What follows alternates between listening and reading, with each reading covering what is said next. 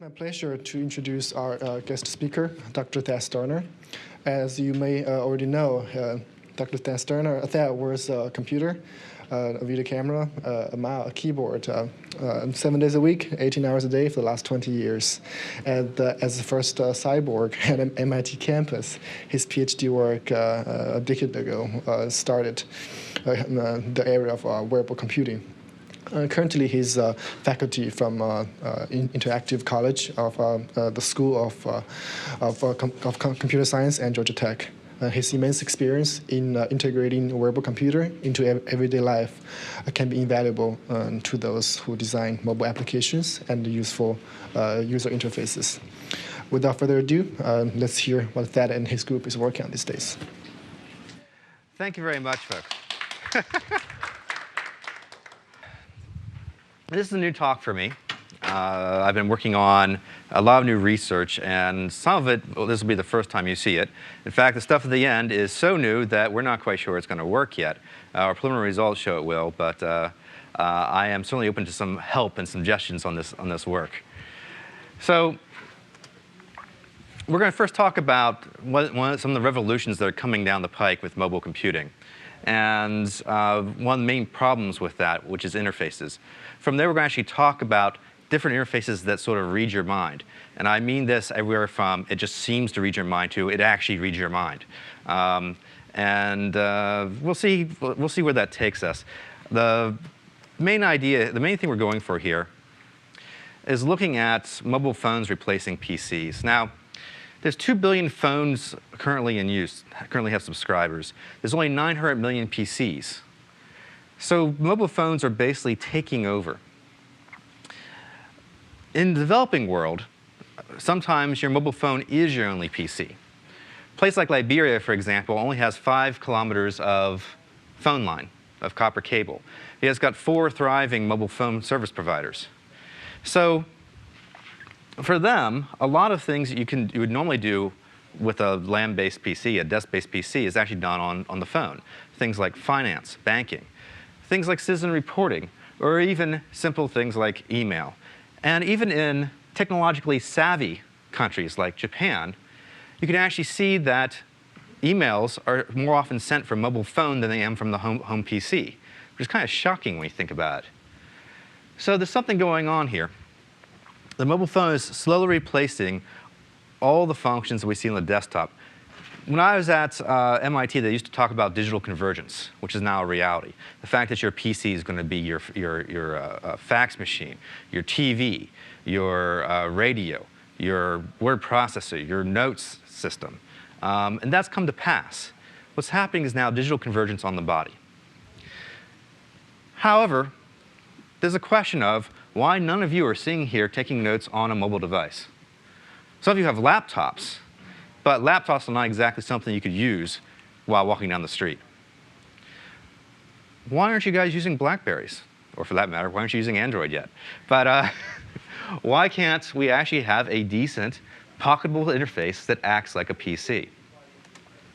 Now, when looking at technology, it's always good to see trends that have happened in the past. This is laptop technology from 1990 to 2003. And as we can see, you got some nice exponential trends here. Disk space went up by a factor of 4,000x. CPU speed went up by a factor of 800x. And RAM went up by 256. That's Moore's law. Wireless went up by 30. Batteries are laggard at 3x. Batteries got some physical problems, right? And we can't expect much from that anytime soon. We might get a factor of 2x with fuel cells. I'm hoping for better, but I don't believe anything else yet. But this is when laptops were hitting their power band, so to speak.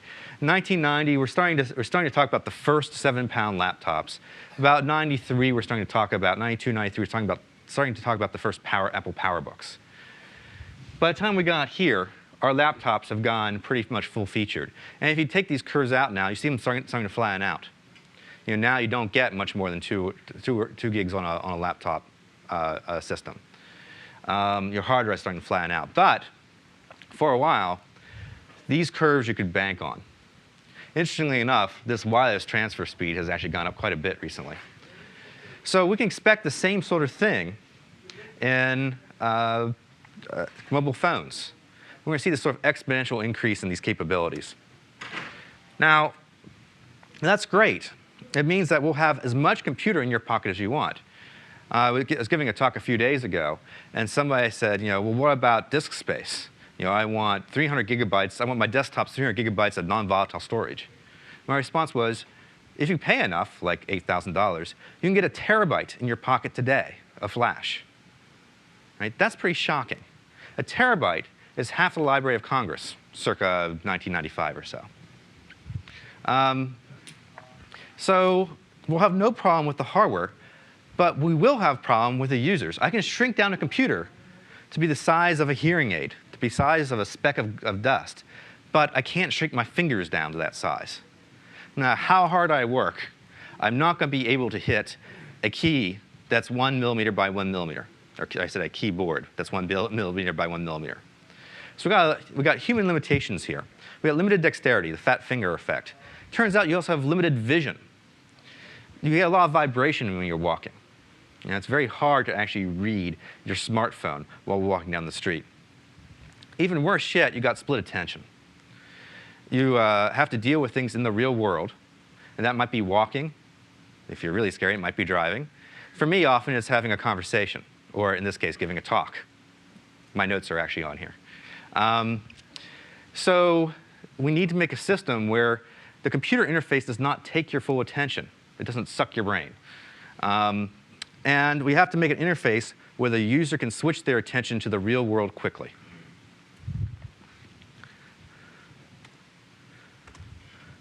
One of the things I see with today's mobile interfaces is that they really are not designed to be, well, mobile.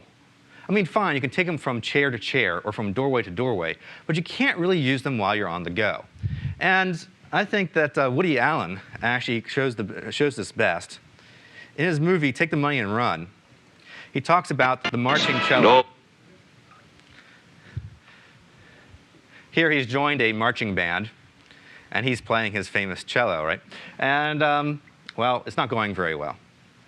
And a lot of times, smartphone interfaces are like this. You try to do something while you're walking, so you do something, then you have to keep walking again. You do something, you keep walking again. And finally, you just give up, and you just stand in the doorway and type. I don't know about you folks, but every day I seem to run into somebody who stopped in the middle of the hallway because they just got an email, and they stopped and they forgot to keep walking.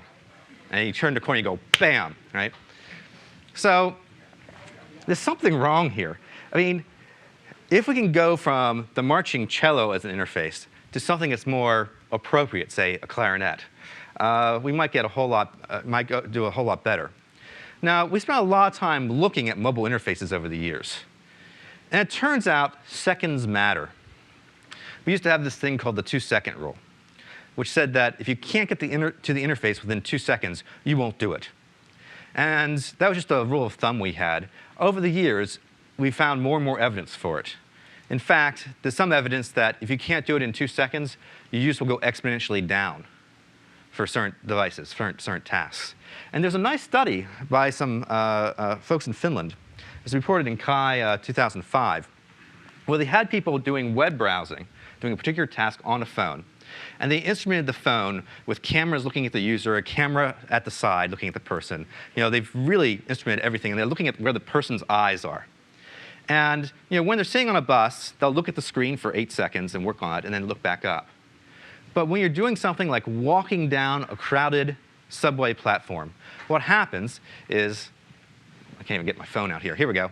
What happens is people will sit here and look at the display for, on average, 4 seconds, then look back up and make sure they're not going to run into something.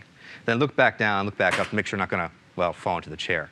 That was fortuitous. So this idea that if we can do interactions in 4-second bursts, if we can make an interface designed that you can complete your task in 4 seconds, would be really powerful. There's another thing that we found out in our research, which is that there's a big social pressure when in conversation to keep the conversation going. Even a short delay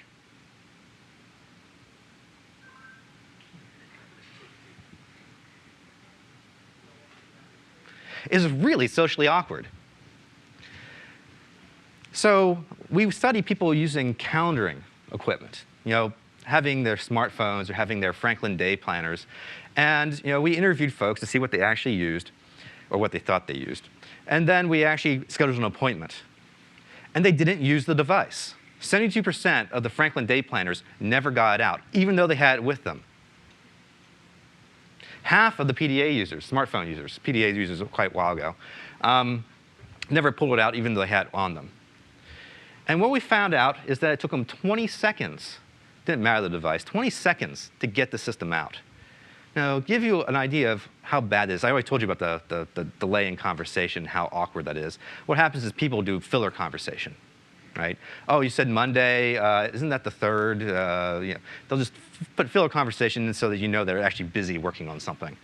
But a lot of people will just not bother doing it. What they'll do is they try to remember it in their brain or write it down on scrap paper, right? And then, of course, they lose the scrap paper or forget the appointment.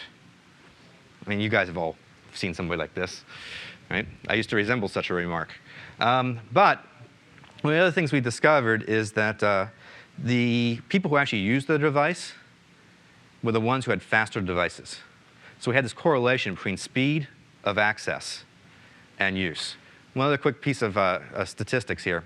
It turns out that when you look at conversations, like the standard office conversation, if Yushi and Josh and I are talking together, or I just drop by your office and I say, can we have lunch? And you say, tomorrow maybe, right?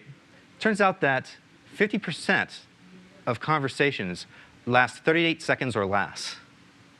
If it takes you 20 seconds just to get to your smartphone, right, you're not going to do it. So when we start doing all these studies, and people kind of become painfully aware of how bad their mobile device is, they start thinking about other ways to do it. And some of them include, why can't I just have my system listen into my conversation? Or why can't I just have my system read my mind? Well, it sounds like a good research agenda to me, so let's talk about it.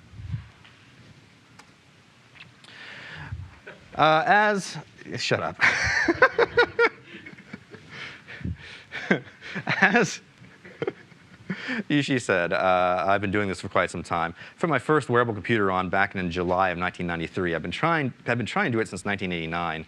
Started with trying to make a Sun Spark station. That failed pretty badly. Well, I saw that nice little IPC case. And anyways, so we went to PC 104, and eventually I convinced these poor other suckers to actually join me in trying this. I'm actually sorry I don't have a picture of Josh here.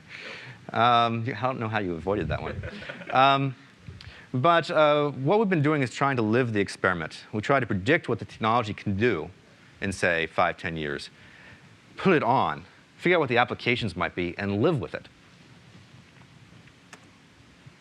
Now, everybody is always interested about the hardware, so I will talk about hardware for a few minutes. The wearable computer has evolved quite a bit. The original ones were quite big. These are PC 104-based infrastructures. This is a Charmet here, same sort of infrastructure.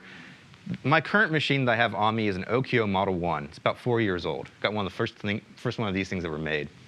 If you're interested in peering in the bag, you can do it later. It's the first time we actually have a wearable computer that's actually not made by us, in some sense. And it's got some advantages and disadvantages. What some of my students are currently working on is this. This is a gum sticks, but they've made daughter boards for it so you can actually drive the display directly. And it can also do, now you can get 8 GB SD cards. So you can actually store all your data on there. And you end up with something, this is actually somebody else's thing, a NetSticks. You end up with something that's relatively small, like a pack of gum. The idea is, wow, very few people with actual colored shirts. The idea, I'm going to use you. The idea here is you actually slip the gum sticks up on your collar on one side, sort of like a collar stiffener, and then put the battery on the other side. Have the computer monitor come out and hook up, and then have a wireless keyboard at your side. And eventually, so really soon now, you can actually have these things disappear into your clothing. Now, I'm an old fart. I'm still using this stuff because I like having the Cray in my pocket. But and I also have you won't believe how hard it is to make the right connectors in clothing to make this work. It's not about the technology. It's all about the connectors in clothing. Once you get something that works, you're loath to change it. But my students are kind of pushing down this path. You even have one who's making everything in a wristwatch. Heads-up displays have evolved over the years. This is my current one. This is an SV6. You can actually put the display into a lens of prescription eyeglasses. These are actually my prescription eyeglasses. This is made by micro-optical. Now they're called MyView. The actual display is back here on the earpiece, hits a mirror, goes through the lens, hits a beam splitter back into the eye. Today, I don't know what's, I mean, it's kind of hard to get these things because last time I checked, they cost $5,000. But the new ones are much bigger field of view, much better resolution than this 320 by 240 one. But it's kind of a chicken and the egg on demand right now. Why does nobody buy these? Well, this display costs $2,000. Why does it cost $2,000? Because nobody buys them. Gotta love that. However, Apple to the rescue. Here's a video iPod. And now we have all these people starting to sell these heads-up displays for video iPods. Now, I'll tell you that in my opinion, this is a dumb display. Why? It's great when you're lying in bed. It's great while you're sitting on an airplane. But try walking down the street with this. Doesn't work. My students watch The Tick or their Saturday morning cartoons on the subway using one of these. And it's still an immersive enough experience. And you can see if somebody's about ready to fall into you on the subway.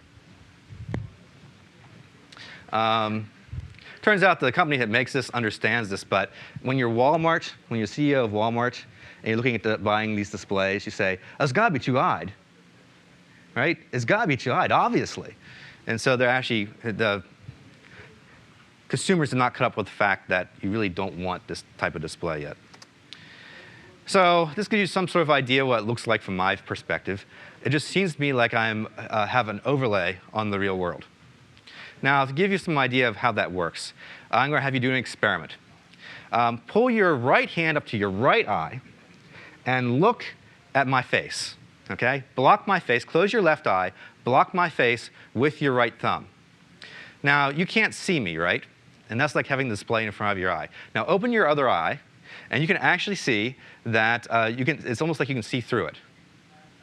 This is also the way I can actually show your bosses that I do a good talk. Right. Get a quick picture there. But you can see that if you had optics in front of your thumb, you can actually make it crisp and clear and have a display. My display currently is 640 by 480. It's very crisp. In fact, I prefer using it for doing things like writing papers. I have actually used both this, not this display, its predecessor, and the Twiddler to write my PhD thesis. So here's a Twiddler. It's a one-handed keyboard. And it's a quite simple layout. The keys, so people can see this, the keys are just A, B, C, D. They're sequential. A, B, C, D, E, F, G, just as labeled. When you get to I, you actually do a shift. You do the red shift and the next sequential button. So then it keeps on going sequentially, J, K, L, M, N, O, P, Q. Then you switch to the blue shift, R, S, T, U, V, W, X, Y, Z. So what's really cool about the system is since it's a 3x4 button layout, you can actually put it onto a cell phone. So here, this is modeled off a Panasonic cell phone.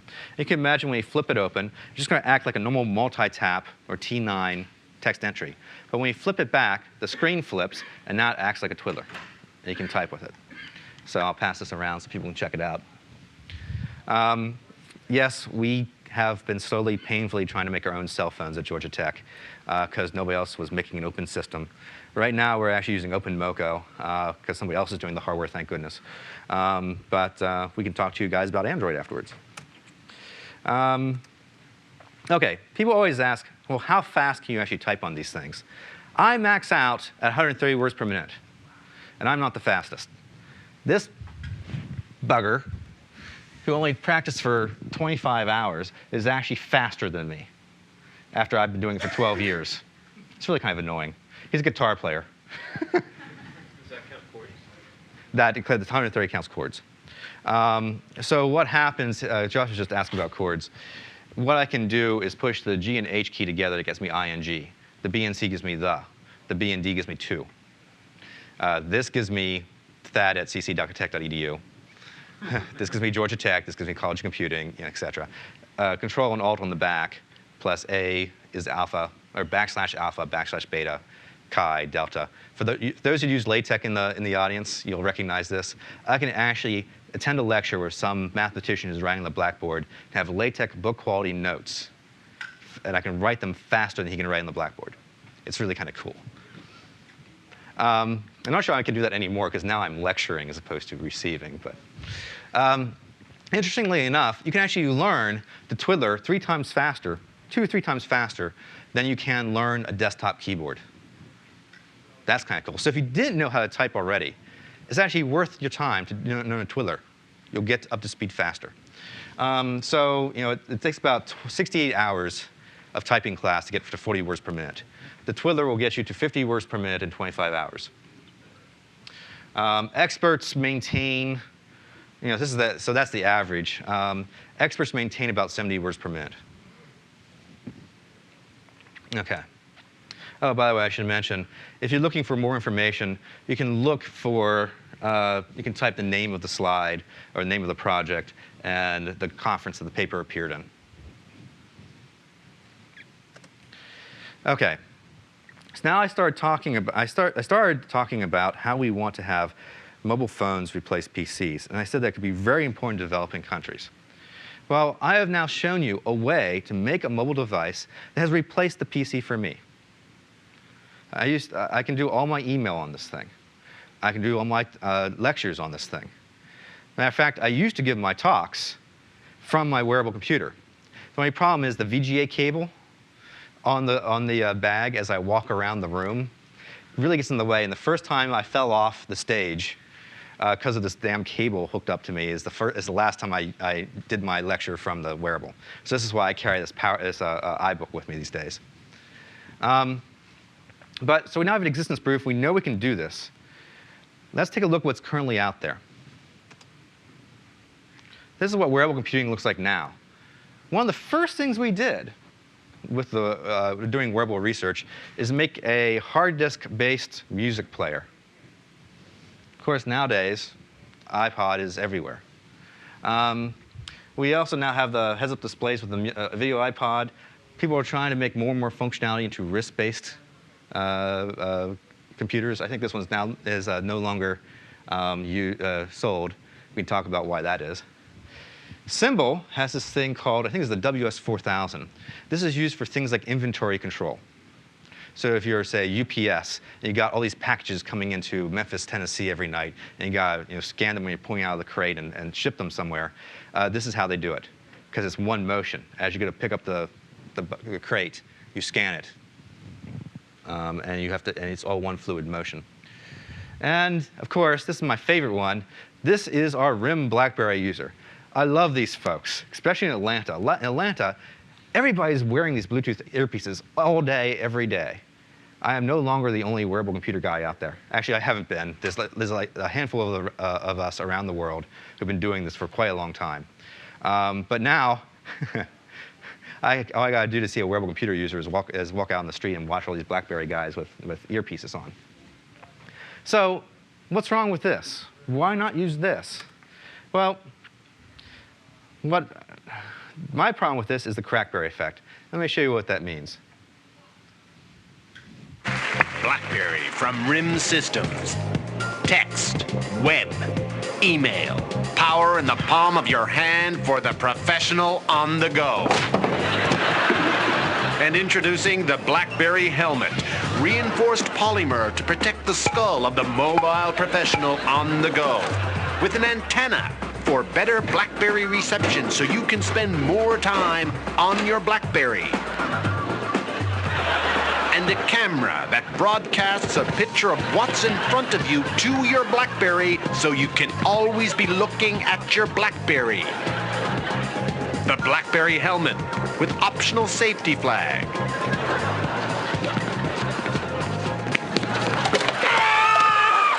Protect your skull while you destroy your thumb. So this is from the Rick Mercer report on CBC. It's like a Saturday Night Live type skit place. Thank you. Well, what that shows is that people realize that these devices are consuming your attention.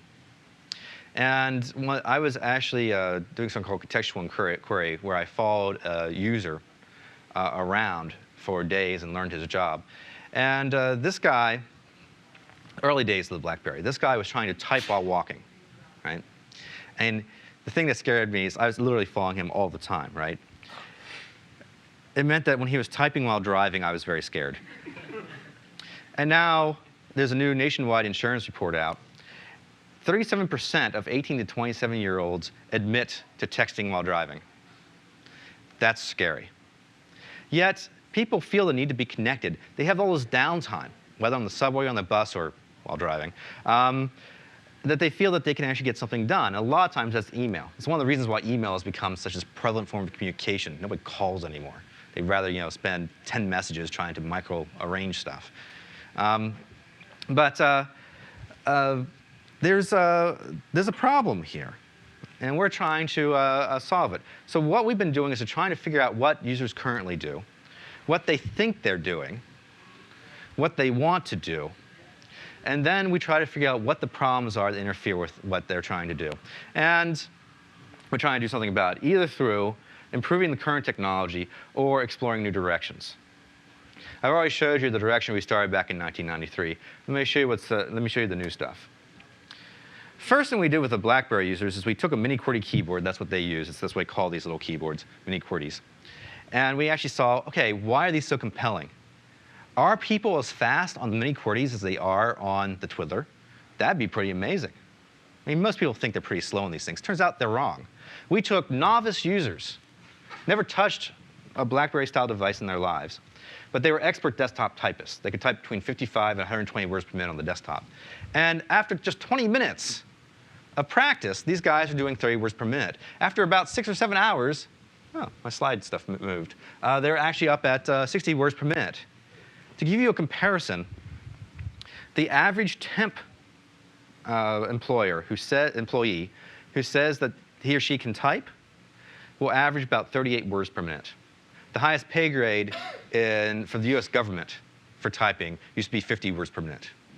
So these folks are as fast as professional secretaries on their BlackBerries. That's pretty shocking.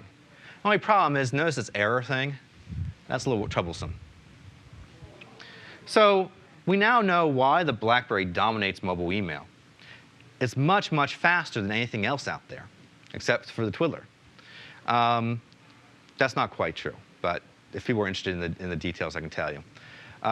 For comparison, T9 and multitap, you average around 20 words per minute. So we're talking about something that's 3 times faster here.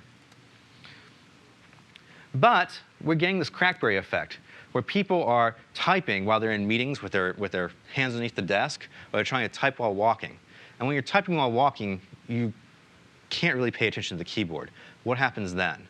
Well, we actually forced our users, our expert users, to type while not looking at the screen or the keyboard. What happens is their speed goes down to 45 words per minute. They go up to 14% error rates.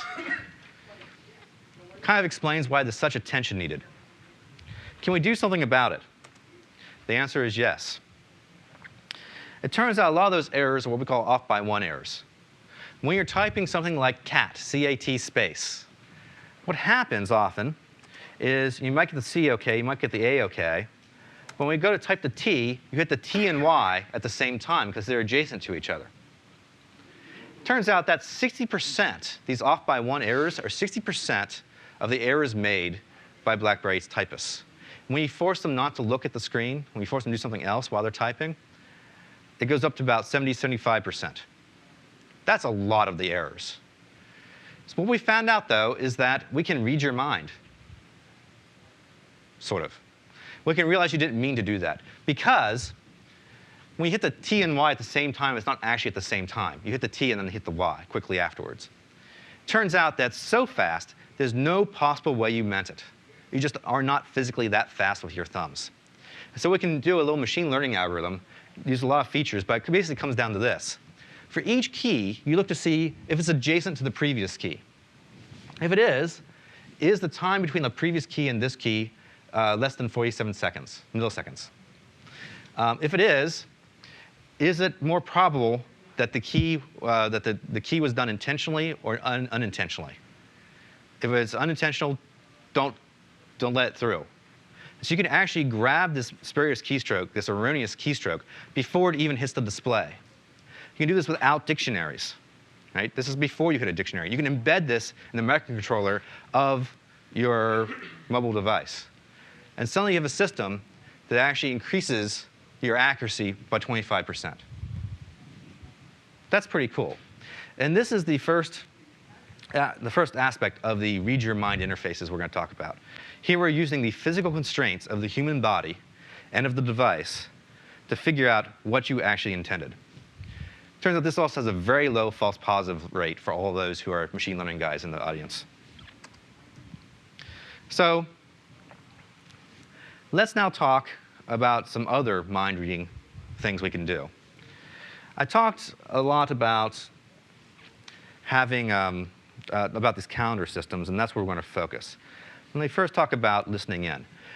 Generally, when I talk about wearable computers, somebody in the audience, or somebody in the audience always used to, say, why not use speech recognition?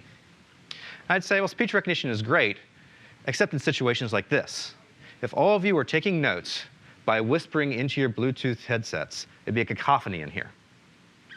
However, there are some situations where it makes sense.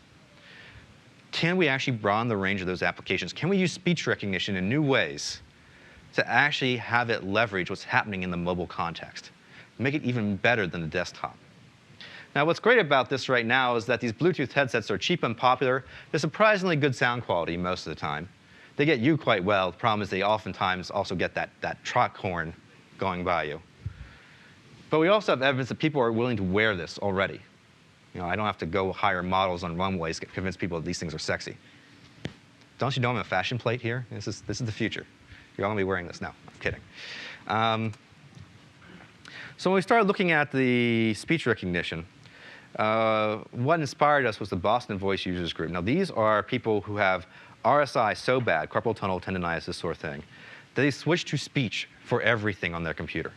These are programmers, data entry folks, people who use computers a lot. And what they found out early on is that you get RSI of your voice box. Right? Ouch. You think RSI of the hands is bad. So there's some medical issues here, but there's also some social issues. And we were very interested in those social issues. Here's an example. So one of these guys who can't type is sitting there talking to his computer. A friend comes by, knocks on the door, and says, "You got a second?" And the person responds, "Stop listening." "Oh, I'm sorry. I didn't mean to spy on you. I'll come back later." Right? No, no, you don't understand. My computer, I was telling you to stop listening. Stop listening. Stop listening. Thank you. My computer was, I was talking to my computer. I had to stop it. And that's, so he does this every time he gets interrupted. Whether it's on the phone, right? Somebody on the phone has no idea what's happening, right? You answer the phone and you say, "Stop listening." So what he did is he changed the stop listening command to just a second. And now it informs both the computer to stop listening, but also informs the person you're talking to that you'll be with them in just a second. It talks to two people at once. So that's why we call it dual-purpose speech. First version of this is something called the Calendar Navigator agent. Remember I said about people scheduling appointments and they actually didn't bother using their PDAs or smartphones or Franklin day planners? Well, we said a lot of that was access time. Can we reduce that? Can we make that go away? Can we actually use the conversation itself to schedule the appointment? That'd be really cool. The problem is speech recognition is horrible still, especially in these unconstrained mobile environments. Here's a trick. I'm going to use specialized vocabulary, grammar, and words, and I'm going to use push to talk. You can imagine that for me, I'm going to implement this on a twiddler. So I can just push a chord, my calendar comes up, and I can say, "Can we meet sometime next week?" And my next week shows up. Or you can imagine also doing it on your phone and with a Bluetooth headset and say, "Can we meet next week?" It's pretty clear what you're doing then. Or you can even do it on a wristwatch. Let me show you an early prototype of this. This is actually working. And you'll have to forgive me here as I go back and forth between different formats.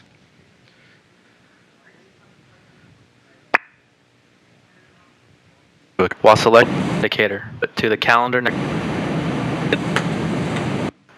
Now we replay Bob's speech input to the calendar navigator agent, along with the resulting navigation he sees in the head-mounted display.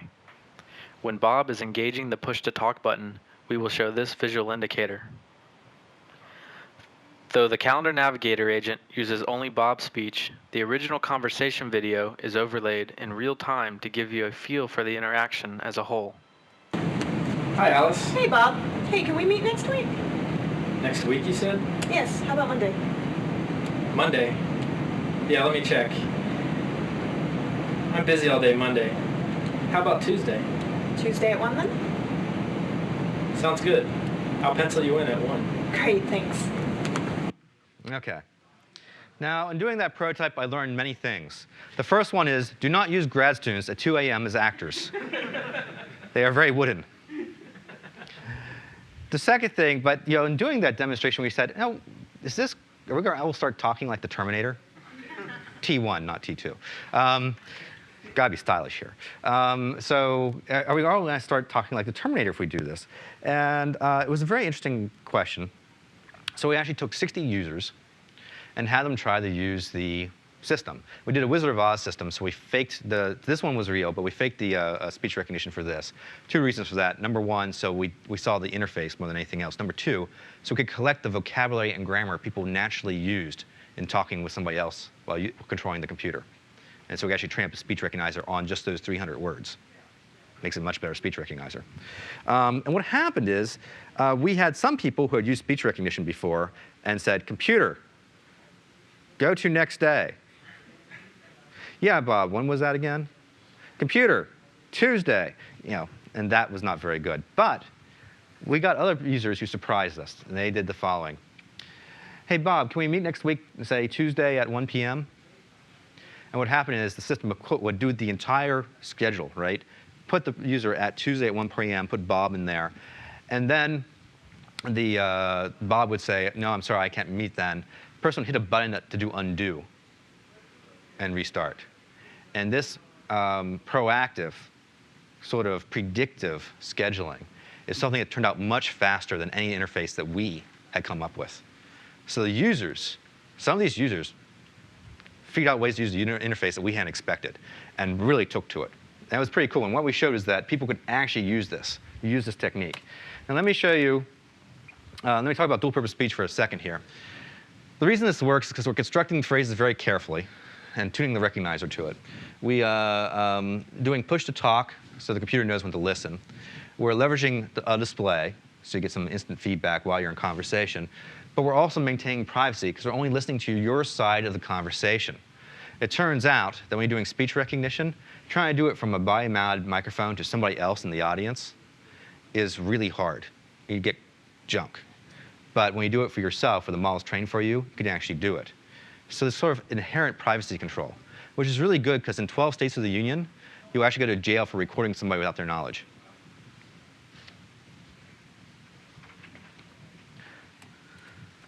We did something else. In studying people who are very busy, people who are managers, we found that they used their secretaries in very interesting ways. For example, this one person, he controlled a $50 million research community, would say, yes, Admiral, I'll have Cindy, my assistant, send you the 1099 form by Wednesday. And Cindy, who was in the room with him, would get up and go and do the form. Right? He didn't have to say anything else. She was good enough to actually know what he wanted. She also happened to be a PhD. So it was a very tight coupling there. Now, the only problem is Cindy was not with him all the time. So we realized instead of making a wearable computer for this guy, what we really need to do was make a better interface to his assistants. So we have a system called Speech Courier, which are things like systems where I can say, yes, my graduate student, Normal Patel, will send you that 1099 form by Wednesday. And up will come an email to Normal with the speech, the text, which is probably going to not be so great, but it'll be good enough. and the audio waveform so he can play it. So he can look at the speech, he can look at the text and see if it's good enough, or he can actually play it back if he thinks it's not good enough. And let me show you what that looks like. So this is, once you get the email, there's a little link. It gives you this interface. It stores all the messages. But what's cool about this is suppose that my student Normal, who I sent this email to, realized the speech recognition is not doing a very good job. For example, it's got normal here instead of normal. But also Normal knows that I do not have anybody who I'm talking to named Ted. Certainly not anybody that he would know. So he says, OK, what is that actually there? So what he does is he just says, OK, I want to play from there. OK, Ed. My grad. Oh, Ed. He meant Ed. OK. So what's cool about this is he can actually select an area 51212 number and listen to the speech that actually that didn't get corrected well. It turns out that when you have interfaces like this, it makes things like visual voicemail, Apple's new thing on the iPhone, makes it a whole lot more powerful. It changes things like your voicemail into something that's archivable instead of something you throw away right away. Same thing with this. It changes your conversations into something that's archivable and searchable. And that's really powerful. Matter of fact, at Georgia Tech, we spun off a company that not only can you do the speech-to-text stuff, but you can also search phonetically through all your voice notes at 50,000 times faster than real time on one PC. Right? 250 of these things, and you can search the entire cell phone traffic of the United States or something like that. I have to do the actual numbers on that, but you can imagine that those sorts of speeds, you got a huge amount of power. Here's a final version of this, and this is something called dialog tabs. And dialog tabs is a system where it's designed for small notes. Now, there's been a couple studies at Chi recently, 3 of them, which looked at how people remember small pieces of information. Things like phone numbers or URLs or names. And it turns out that our current technology is really, really bad at this. In fact, it's so bad that when you actually study how people actually use it, the most commonly used way to take short notes is Post-it notes. Again, it's this access time problem. So what we decided to do is use this dual-purpose speech idea to see if we could actually solve this problem. Here's an example. If I go up to, we're live here, so don't use your real number. Come to Josh here and say, so Josh, what's your phone number? 617. 617. 312. 312. 1870. 1870. OK, thank you very much. Normally, when you get somebody's phone number, you're writing it down, right? And so they kind of give it to you in blocks anyways. And you repeat it back to them to confirm that you actually got it correct. Well, now I repeat it back not only so they know I got it correct, but also so I'm talking to my computer. And so I keep this audio in these little tabs at the side of my screen all day. And at the end of the day, or when I have a few seconds, I can go click on it, see if I got the message right, and just send it to my Rolodex. So this is a different way of doing these Post-it notes, but to yourself, reminding yourself throughout the day. Again, these sorts of interfaces are not reading your mind, but kind of acts like it. Let me check my time here and see what I got. Let me talk to you about just something quick here for all the machine learning people in the audience. One of the ways to read your mind, quotes unquote, is actually to predict what you're going to do next. Now, in ubiquitous computing, how many people here know about ubiquitous computing, have done some work in it? A few of you, right? So there's the standard thing of, I want my computer in my car to remind me to pick up milk as I'm driving past the grocery store. It's a really stupid idea. If I'm already past the grocery store, the last thing I want to do is turn around on one-on-one and go back to the grocery store. Right? What I want to do is when I leave this building, I want my system to say, oh, if you're going home, remember to stop at the grocery store, right? As I get in my car. And that way I can plan. But for that, I need to predict what the user is going to do. So let's see if we can do that. Now, the problem is that users really do not want to tell you, the GPS location for everything that's important in their lives. Can we actually infer that automatically? The answer is yes. So here's GPS traces of a user in Atlanta. And you see it's kind of cool. You actually get kind of a trace of the map of the region. But it's not particularly useful for this task. So what we do is we look for every place the user stops for more than 10 minutes. And this is not just stopping in the car or stopping when they're walking, but also when they go into a building, you lose the GPS, which is actually good in this case. And we get all these places just scattered throughout the city. And notice there's nothing along here. That's because that's the super freeway going through Atlanta. Right? There's nothing there. But then what we're going to do is we're going to cluster these points into locations. Stuff that actually means something to people. Because GPS has error to it, number one. But also, when you're entering a building, there's several entrances. You don't want to locate each entrance. You want to locate the building. So how does this work? First of all, we take all our places. We find a radius, r, and we just start dropping these circles down on the data. We find a mean, and then we recalculate the circle on everything in there. And we keep on moving the circle according to its mean until it settles down. And we call that a location. We restart, and we do it again. We keep on doing that until there's no more places left. We can then actually get rid of all the places that don't have at least, say 5. All the locations don't have at least 5 places in them. Now, once we get one location, we can look for sublocations in that location. For example, in my neighborhood, I only go to my house. But at Georgia Tech, I go to many different places on campus. So there's actually a very rich set of data there. So what you can do is you can actually look to different scales to cluster things. First of all, you cluster at the high level. You might get a country, get state, city, and eventually campus level and buildings within the campus. How does that work? Well, you got to see if a sublocation exists. So what you do is you take all your places in that location, and then you try to cluster it using the same algorithm I just spoke of. But you change the radius of the circle and see how many clusters you get out, and figure out if there's a knee in the curve. Turns out you get a very distinct knee in the curve as sublocations. And you can actually automatically generate this hierarchy of location space. What's kind of cool about this is it really works surprisingly well for campuses. You go from these clusters of, here's actually the parking lot for the CRB building where we used to work. And this is the main college building. This is a food shop, another food shop. And it actually picks them out. Now, you have these locations, and you've gone from hundreds of thousands of points to individual GPS coordinates. Now it's time to actually bug the user. You're not asking them to just figure out everything a priori.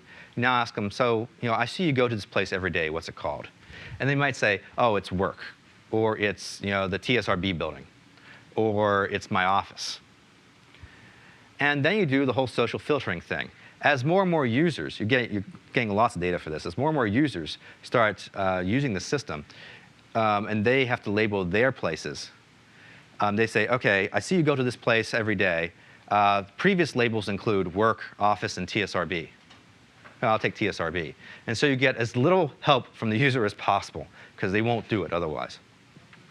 Once you have this, you can start looking at every location at how they move from one location to another. You just simply count the number of visits, divide by the total visits to other locations, and you start getting a probability network. What's cool about this is it's really starting to look like Markov models. So first-order predictions are pretty easy. Right? I'm at work, CRB building. How many times do I go home? Well, 21%. Well, after work, I tend to do chores as well. So when I stop at the grocery store, exercise, whatever. These first-order predictions will help you with that whole pick up milk at the grocery store problem. Turns out second-order predictions are a whole lot more interesting. Here, we've gone from saying, I go from the CRB to the grocery store 13% of the time. Now, if I was at home first, then I went to work, my probability of going to the grocery store is 21%, went up. My probability of going to the hardware store is 0. So by looking at this history, I can do much better predictions of what you're going to do next. Now, this is this system This you can find this on the web. And it turns out there's lots of variants that we can do on this. And there's a lot of people working on this sort of problem now. We're going after a different game now. We're trying to use the same sort of discovery algorithm, but on continuous real-time data. So the idea here is that I got some unlabeled data, and I actually want to look for repeated patterns in it. I also want to look to see if there's any sort of grammar, any sort of language to it.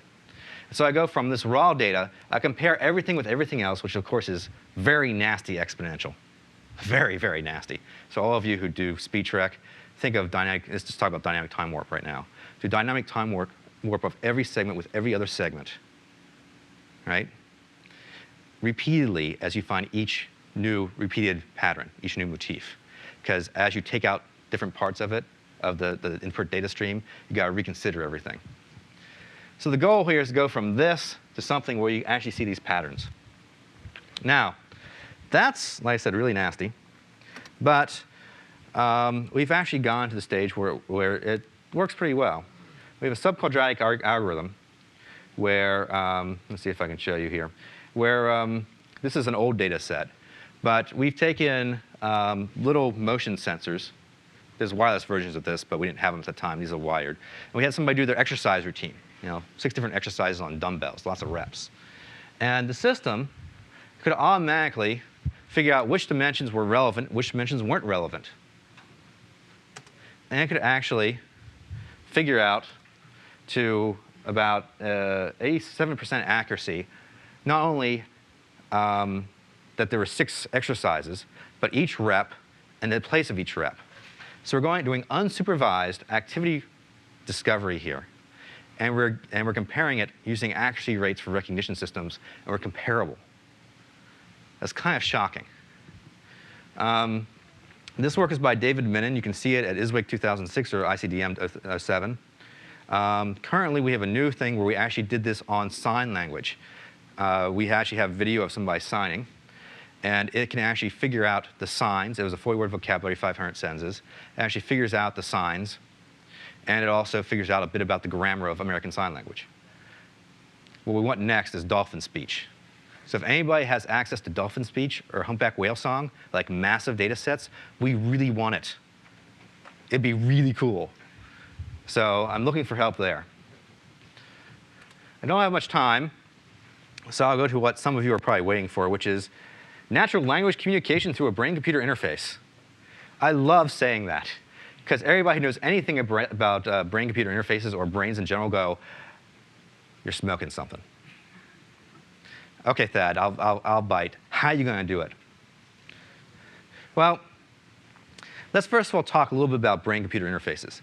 They're really slow. Current ones, you sit there and think 1, 2, 3, 4, 5, 6, 7, 8, 9, 10, or la, la, la, la, la, to do a yes or no decision, and you get about a bit every 2 seconds.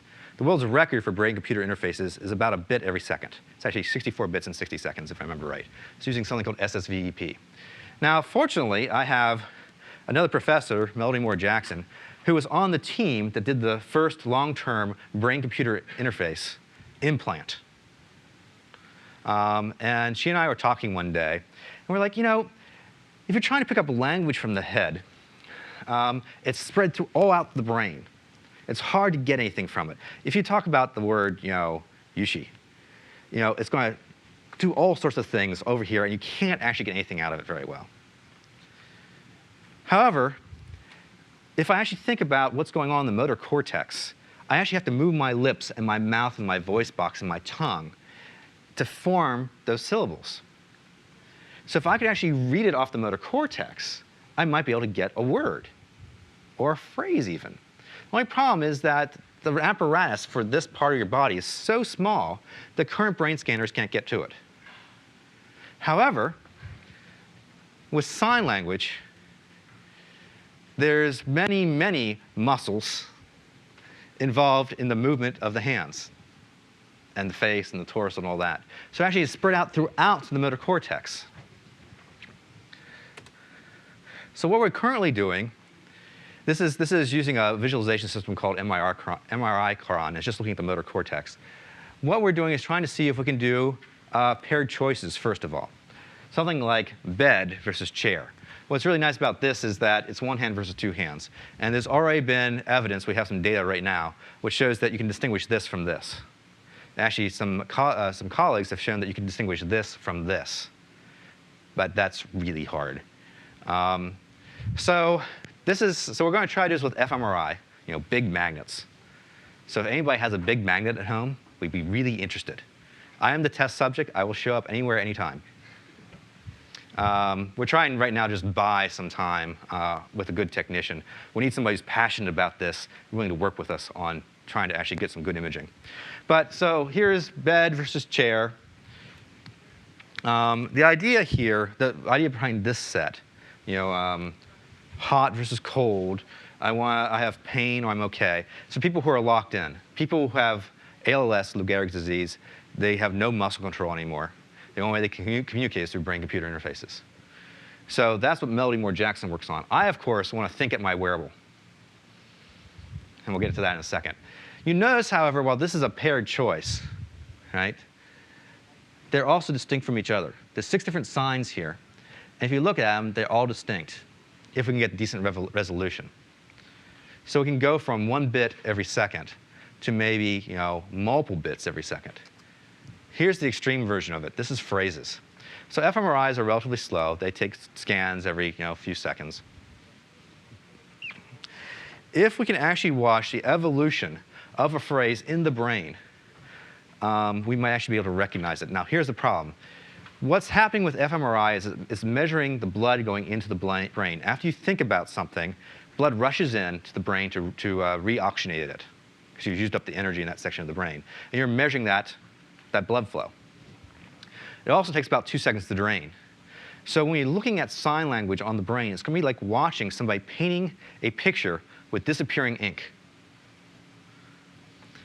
If we can scan it at the right time, if we can scan it, though, repeatedly, we're hoping that we can actually see this evolution of this watercolor before it disappears and actually recognize an entire phrase at a time. This is like having your phrase book when you go to Mexico. You have your high school Spanish, but you're not very comfortable with it. And you have to always try to read a phrase that says, how do I get to the bathroom? Or where do I go for a good hotel? And that way, you can actually use a phrase by phrase to translate to actually do translation. Here we want to do, say, the top 500 phrases, if we're that lucky, so that somebody who has no motor control can actually communicate entire phrases at a time, the most common things they need. Of course, I want this on my wearable computer. And it turns out that it's not quite as science fiction as you might first think. If it works with fMRI, which is our best spatial resolution, then we'll try it with EEG and FNIR, and we'll attempt a mobile interface. And then we're going to try to investigate, I'll use some tricks I'm hoping that might work for long-term semi-invasive interfaces. So we're coming full circle. Well, I said that the BlackBerry helmet is probably a bad idea. Now I'm coming back to it. Maybe next time you see me, I'll be thinking at my wearable computer. OK, thank you very much. I should say thanks to my sponsors. There's a lot of them, a lot of industrial partners as well, who sometimes don't want to be mentioned. Quick conclusion for you. Mobile interface is the #1 problem that's going to happen. It's going to change everything. We're going to create new lifestyles, much like the iPod did.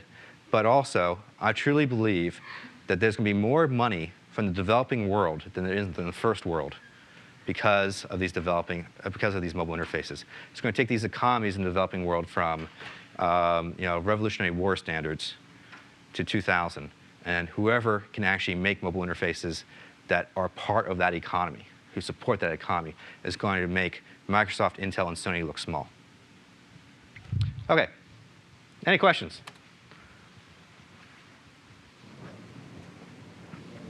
Come on, I just did something inflammatory. Sure, I got a cognitive scientist in here. Yeah.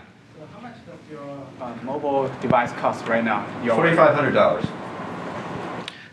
Batteries are about $1,000 for a decent set. The display alone is $2,000. The computer is about $2,000. Then you have the twiddler and a few other things. Yeah. I've had problems with RSI in the past. If I can sign with my computer, it might help. Is recognition that good to 25 years ago I learned in Atlanta. I'm from Georgia Tech, by the way. I know you're from Nice to meet you. Okay. Strick? Yeah. So my name sign is this. You don't have much choice. So does that really work? Is that recognition as good as speech recognition?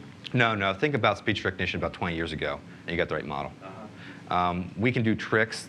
We've learned a lot from speech recognition technology.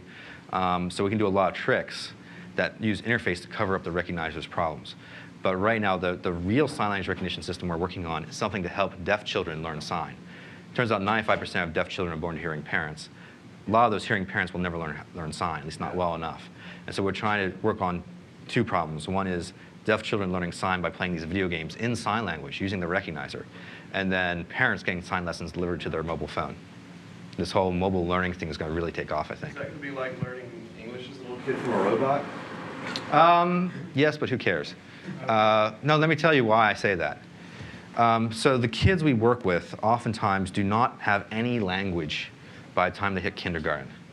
You have this 3 years of critical language development, right? And it turns out there's a study that was released last year that shows that sign language, or language, is why you get your short-term memory. If I say a phone number like 2445156, most of you can repeat that back to me at 7 digits. And most of you have a short-term memory of 7 plus or minus 2. The kids I work with have a short-term memory of 2 because the language was never exercised in the brain to develop the short-term memory. And so we're desperate to get these kids as much access to sign as possible so they actually create those structures. By the time we get them, people would argue it's too late, but what we've seen is these phenomenal improvements when they actually use our game. And we're hoping it's real. We're going to do some serious studies this year. But yeah, the sign language recognition is good enough to do things like games, simple phrase level, foreign language travel books, that sort of thing. Is that only from the brain scan, or is that also with watching hands? That stuff I'm talking about is using computer vision plus accelerometers on the wrists. And I can show you demos of that if you'd like. We get some pretty good recognition. Matter of fact, if you want to know about it, Josh actually here did the sign language recognition work. He had a 40-word vocabulary system working at 98% accuracy, using just a camera and a hat. I can embarrass him by showing him a video of him doing it. Any other questions? Oh, are we still going to YouTube? Yeah. Excellent. Oh, no. Do you like Neil Stephenson's term of gargoyle for people like you? We just decided to go with cyborg because that's what the press started calling us. It's a matter of what you, just embrace it, right? It's like embracing nerd. I'm afraid I think the sound on this is broken. This is 1998. So I was about ready to give up on this sign language project. What it's doing is actually saying, I'll pretend to be the computer. I don't know why I lost the voice track. I want the white bicycle. There we go. So what you would be hearing in the soundtrack if it was working is the computer saying this. It still does the hand overlay, right? Yeah. Yeah. So this is what the camera sees. Notice this. This is getting up and close and personal with Josh's nose. It actually turns out that's pretty useful. White balance. Because you can white balance. You can actually search for the color you need for finding the hands. Right? And you know it's not moving in the frame. Right? So you got this nice color calibration right here. For you in computer vision, you know what value that is. That's what the computer is actually seeing. So you can see it's second order moment analysis, and that's about it from both hands. We're getting 98% accuracy on a 40-word vocabulary. I had a postdoc actually beat your rates, by the way, a little bit. So we've got a little bit more sophisticated. We have a method called segmentally boosted hidden Markov models. It actually does the whole boosting thing on each state, and it actually improves the results considerably. Okay, sorry. I always tell my students that to be my grad student, you actually have to be willing to be made a fool of on national TV. Okay. How many cyborgs do you have working for you now? Depends how you count. There are some who do it daily, some of them who used to do it, like him, and dig, and some who actually do it as part of how they maintain their job. There's actually a guy who uses his wearable computer to overcome dyslexia so he can maintain his job as system administrator. I have another guy who I know of in Atlanta who uses his wearable computer to overcome his ADD. It turns out that when you're taking notes on conversations and you have this constant reminder of what you're supposed to do, it really focuses your attention. And so this guy said, this is the way I maintain my job. This thing keeps me on track and works beautifully. And he's highly effective. Any other questions? Yeah. Have you explored non-graphical modes of information display for mobile users? Yes, as a matter of fact, there's a whole section of research that I didn't talk about where we're looking at, comparing different displays. I'll just put the screensaver on here, maybe it'll come up. We're comparing electronic paper to LCD to a voice system. And it turns out for certain things, voice works a whole lot better. It's less distracting.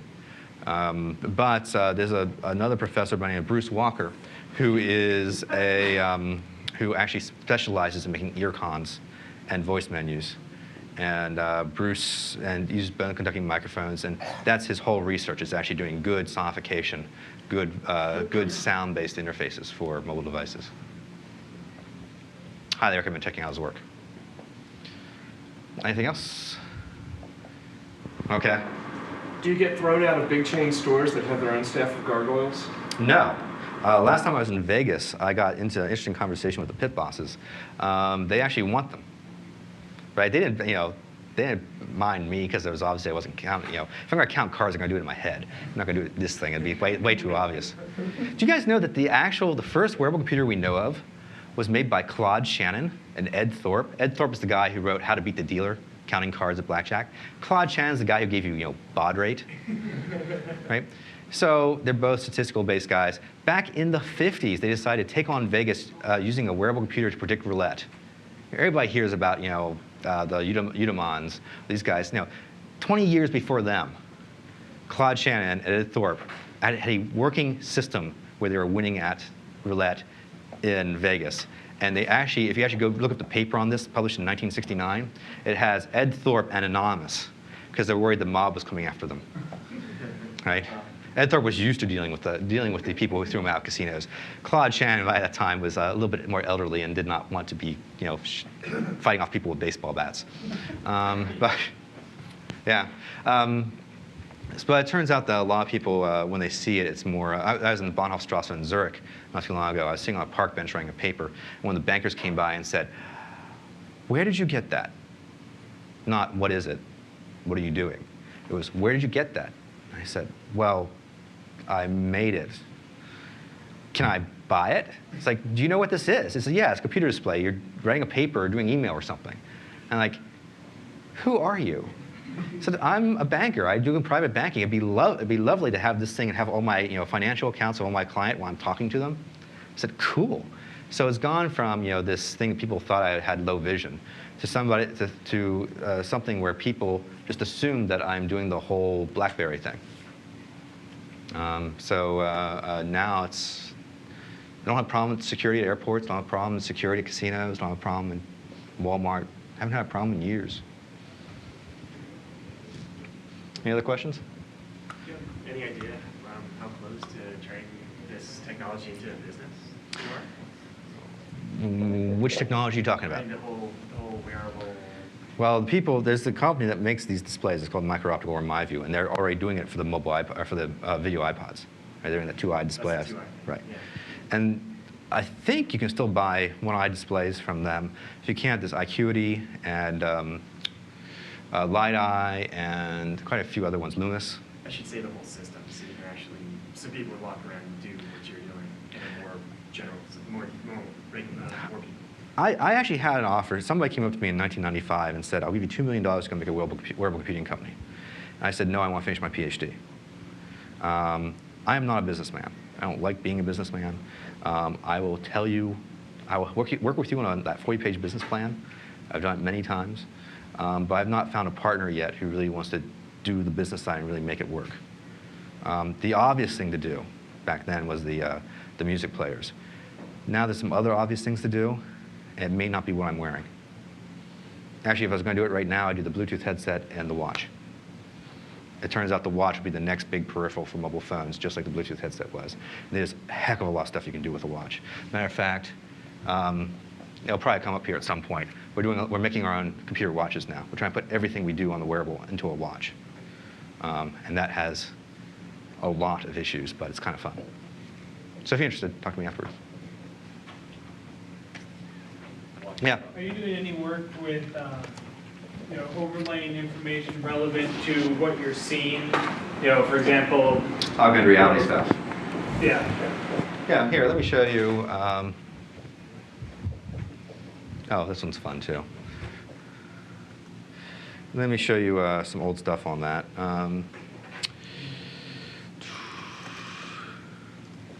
So this is circa 19. I generally don't show this stuff because this is old. This is circa 1996. It was done for Scientific American Frontiers. There are tags in the environment. Nowadays, these things are common in QR codes in Japan. And when you're far enough away, you can't read the bits. So you just show that there's a hypertext link there. To click on it, you just step towards it.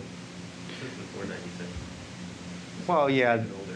It was 95 was the first one. I think this was actually shot in 96. Because that's when Alan Alda was there. When did you come in? 95, 96. I'll say. Oh, okay. Yeah, this is going wirelessly back to an SGI. So this is a big headset and TV transmitters sticking out your ears, and we did every trick in the book to make this work. But this is early, very early computer vision-based augmented reality. You can do the whole 3D alignment thing with it. The early sign language recognition work. So the idea here is that when we had people visiting the lab, we actually give them a headset and just say, go give yourself a tour. And that's why we designed this thing. And hopefully in a second, see if anybody gets the joke coming up here. Come on. So we showed you could do video. The idea was to make the World Wide Web, but in physical reality, right? So go from a World Wide Web being in a beige box to a World Wide Web being everywhere. And this way to the egress, that was the P.T. Barnum used that in his freak shows. And everybody thought they were going to go see some bird. And what was the exit. And the door locked behind you. And you had to pay your admission fee again to get back in. Let me show you something else just to have fun.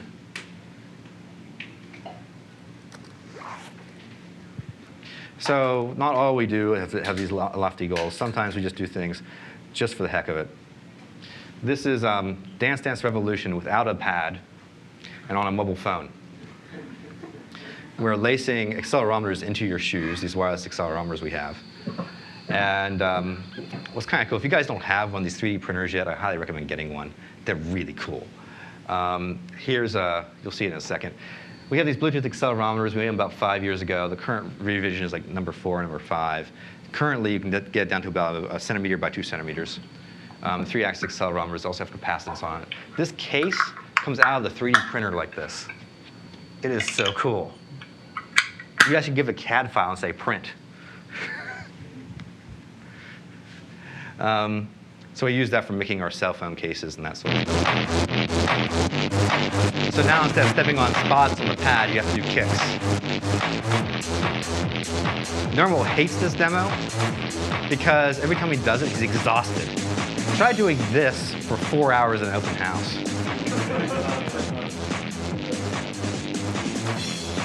I was doing this in Korea, right? Of course, I suck at this. But all the Korean teenagers came up and said, cool, and started playing. And of course, they were better than I was. And of course, what's happening here is as the arrows go up to the top, you have to do the kick that corresponds to those arrows. So we do a lot of stuff on mobile phones to experiment, go beyond what we are hacking as far as the stuff I wear. OK, I'm sorry. Yeah.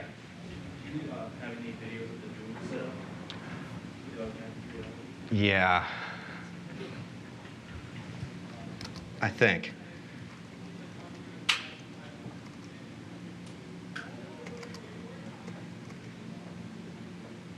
Nope. I got a live though. You want a live? Here's another way to do augmented reality. Oh, wow. This is a big wall. It's a room. One wall is a screen. The camera is on top of the screen, so it looks like you're looking in a mirror.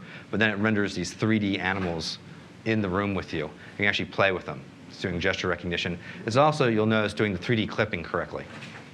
So the dog can walk behind you or in front of you. The dog actually is a subsumption architecture based on Patty Moss's work.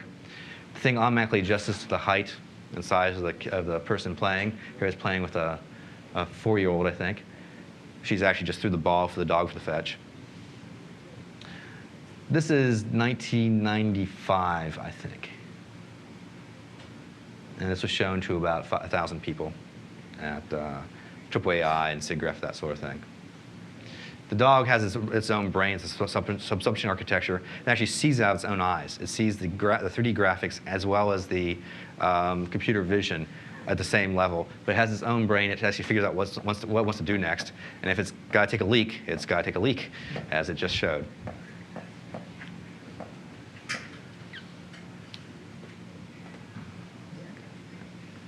Anything else, folks? I have more augmented reality stuff. I've got how to, huh? Do you have the pool table that Toby did? I don't have the pool table. I do have the perceptive workbench. Let's do that. So everybody's talking about this multi-touch stuff, right? This is kind of fun. So this is a multi-touch desktop, but it also senses people's hands above it. How this works is there's an infrared spotlight above the desk, and it's projecting a shadow of the hand down onto the desk surface. And that way you can actually get 3D pointing gestures from it. Now, please give the video. It's actually quite old. This is 1999. But this thing does something that no other system does that I know of. Besides getting the 3D hand tracking and doing multi-touch surface using reflected infrared, it can also do things like reconstruct objects in 3D. So you put down the object on top of the desk. It recognizes it's there. You push a button, and it strobes a series of 7 infrared spotlights above you. They cast shadows from different directions. And they can use these cast shadows to reconstruct the 3D shape of the object. The first one there, again, sorry, this is an old and calibrated system. I need to remix this tape. But you can see that even with this older system, it can actually reconstruct things like this watering can just fine. The idea is you can go between the virtual and the real quickly. One of the things, it recognizes different objects. Not only can it recognize touch, it can recognize the shape of the object that's on the table. So this is the cursor object, just a phone block. So it's a phone block with a certain ratio. And you can use it to move things around. Let's skip forward a little bit.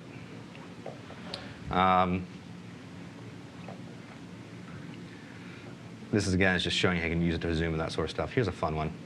This is recognizing the shape of these monsters in a game. There's actually a mobile player up here, and these guys are flinging monsters at him. And what this guy sees coming up here, remember I said about my students have to be willing to make fools of themselves on national TV? This guy has got a camera looking down at his hands, like the sign language thing. Camera looking forward so it can actually do registration marks on the walls. And he's seeing monsters flying at him, and he's got to do bad kung fu moves to ward them off. So it's like, it's like hi-ya, hi-ya, hi-ya. And think bad kung fu ghost movie. And these things are coming out at him, and he's got to do these things. And not only does he got to do the gestures, he's got to do the hi-ya, or else it doesn't work.